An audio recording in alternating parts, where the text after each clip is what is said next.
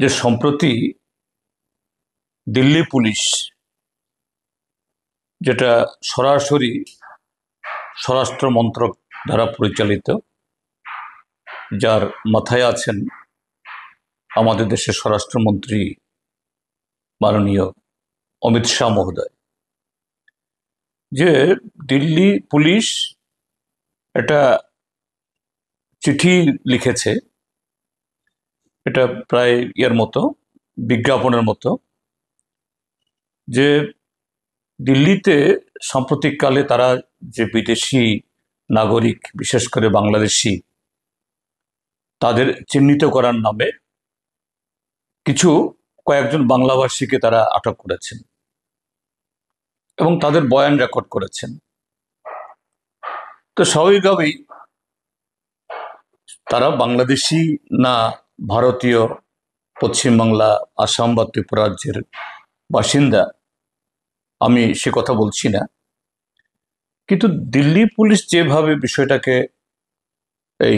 উত্থাপন করেছে, এটা অত্যন্ত আপত্তিজনক। তারা নিঃসন্দেহে বাংলাতেই তাদের বয়ান দিয়েছেন।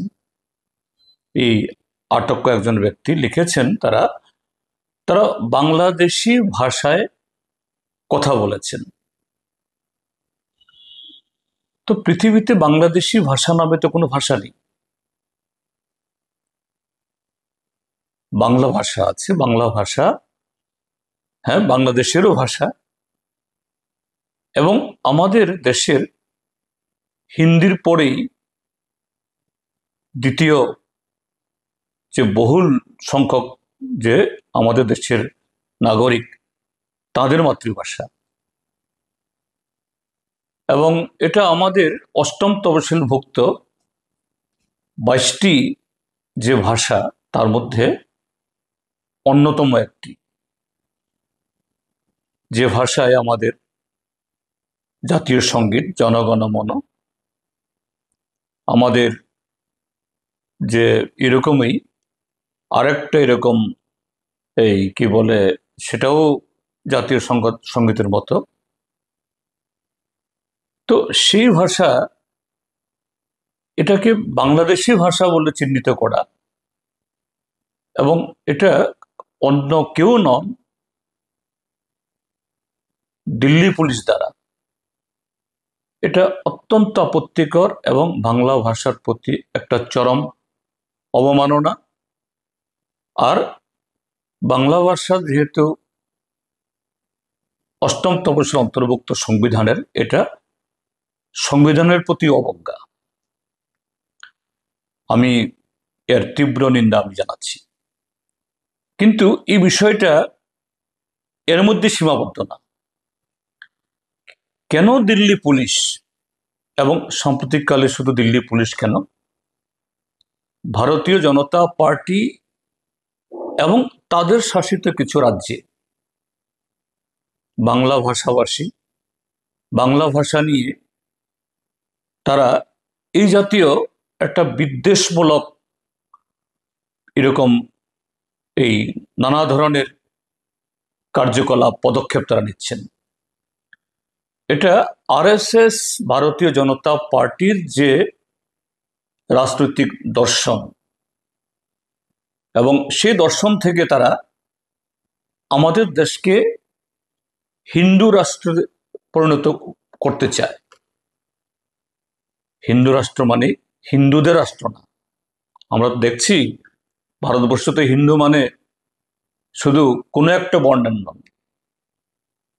যারা তথাকথিত, যাদেরকে দলিত আখ্যায়িত করা হয়, হরিজন, তফসিলি বলা হয়,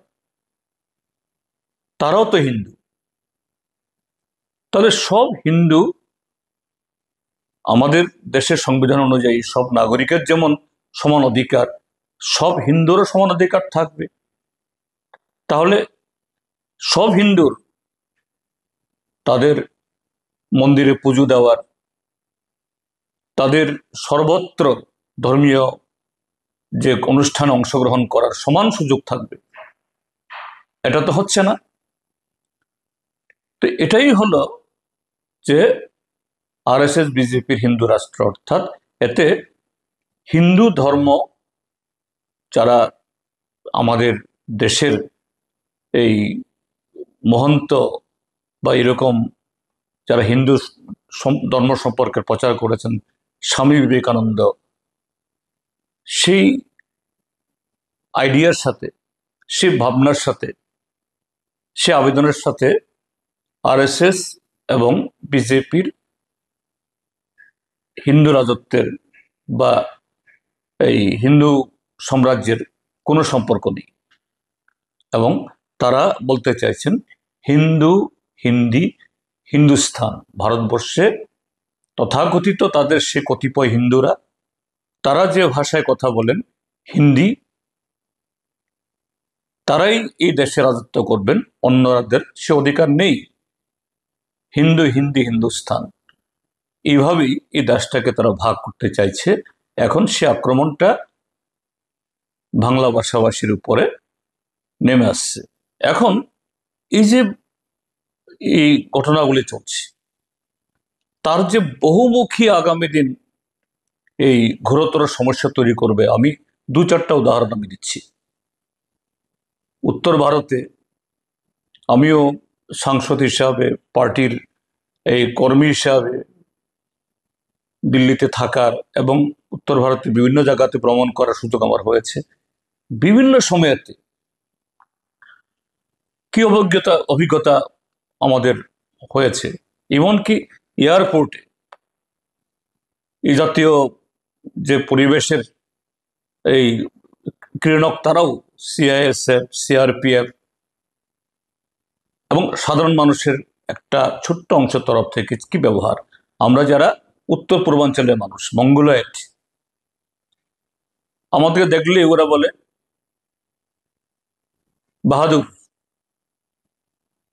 আপ কাহা সে আয়া, নেপাল সে আয়া। আমাদেরকে ব্যঙ্গ করা হয় চিঙ্কি, এই উত্তর পূর্বাঞ্চলের লোকদেরকে। এবং এটা সেই মানসিকতা যে হিন্দু, হিন্দি, হিন্দুস্তান, অর্থাৎ আমরা যারা মঙ্গোলয়েড, আমরা যেন ভারতীয় না।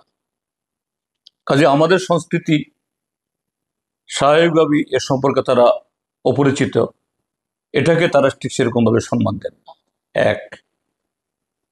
দ্বিতীয়, এখন যে ধরনের মোভ চলছে এই ভারতীয় জনতা পার্টির শাসিত রাজ্য এবং আমাদের রাজধানী দিল্লি, এসব জায়গাগুলোতে, তো ত্রিপুরাজ্যে যারা বাঙালি, বাংলা ভাষাভাষী যারা,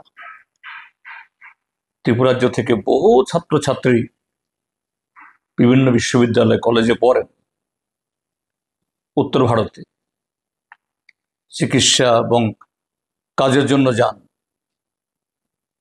তো তারাও সবাই পশ্চিমবাংলার মতো, অর্থাৎ যেটাকে বলা হয় কেলু বা বিশুদ্ধ বাংলায় কথা বলেন না। ত্রিপুরাজ্যে যারা এখানকার স্থায়ী বাসিন্দা, নাগরিক, এখানে অবিভক্ত পূর্ব পাকিস্তান, সেখানকার বিভিন্ন অঞ্চলের অ্যাকসেন্ট, তার এই ভাষাভাষীর লোক এখানে আসছেন, কাজে তাদের ভাষাতেও সে টান আসে। যেমন আমি বাঙালি না হলেও আমি দক্ষিণ ত্রিপুরা থেকে এসেছি। দক্ষিণ ত্রিপুরাতে আমার বাড়ি যে এলাকাতে, সেখানে নোয়াখালী অঞ্চলের লোকই বেশি, কিন্তু আমার ভাষাতে নোয়াখালী টান থাকে। আর আগরতলাতে দীর্ঘদিন থাকার সুবাদে এখানে কুমিল্লার লোক, কুমিল্লা এবং নোয়াখালীর মিশ্রণ হয়। কখনো কখনো কোনো কোনো শব্দ এই চাটগাঁয়া অর্থাৎ চিটাগাঙ্গের মানুষের, তাও আমরা ব্যবহার করি। আমাদের ঊনকোটি জেলা এবং এই উত্তর জেলা, সেখানে এই শ্রীহট্ট তথা সিলেটের লোকরা এসছেন, সিলেটি টান আছে। তাহলে এই দিল্লি পুলিশের কোনো ন্যাক নজরে যদি পড়ে, তাদের হাতে কোনো কারণে যদি সেখানে তাদের খপ্পরে পড়ে, তাদেরকেও বলবে তুমি বাংলাদেশি, কারণ তোমার অ্যাকসেন্ট, তোমার যে কথার সুর, এটা কলকাতার মতো না, পশ্চিমবাংলার মতো না, নদিয়ার মতো না। কি হচ্ছে এগুলো? যে আরএসএস, ভারতীয় জনতা পার্টি এই দেশটাকে কোথায় নিয়ে যেতে চাইছে? আমাদের দেশের অন্যতম সমৃদ্ধ রবীন্দ্রনাথের ভাষা, বঙ্কিমচন্দ্রের ভাষা, নজরুলের ভাষা, যে ভাষায় আমাদের জাতীয় সঙ্গীত রচিত হয়েছে, সে ভাষার প্রতি এত অপমান, সে ভাষাভাষীর উপরে এই জাতীয় কুৎসিত আচরণ। আমি দিল্লি পুলিশের এই আচরণের তীব্র নিন্দা জানাচ্ছি এবং ইতিমধ্যে সারা দেশের মানুষ সোচ্চার হয়েছেন, শুধু বাংলাভাষী ভাষাভাষীরা, অন্যান্যরাও, যে দিল্লি পুলিশের বিরুদ্ধে যেন অনতিবিলম্বে ব্যবস্থা গ্রহণ করা হয় এবং এই যে নোটিফিকেশন বা চিঠি, এটাকে প্রত্যাহার করা হয়। এবং শুধু বাংলা ভাষাভাষী না, এরকম অন্যান্য ভাষাভাষী, উত্তর পূর্বাঞ্চলের মানুষ যাদের ফিচার, তাদের চেহারার গঠন মঙ্গলের, তাদের প্রতি এটা বিগত বহু বছর ধরে এই জাতীয় ব্যবহারগুলো হচ্ছে, এগুলো অবসানের জন্য বর্তমান সরকার সুব্যবস্থা গ্রহণ করুক এবং সারা দেশের যারা দেশপ্রেমিক মানুষ, সংস্কৃতি ভাষা সচেতন মানুষ, আরএসএস, বিজেপি তথা বর্তমান যে আমাদের দেশের সরকারের এই যে মনোভাব, অ্যাটিচিউড, তার বিরুদ্ধে সোচ্চার হওয়ার জন্য আমি আহ্বান জানাচ্ছি।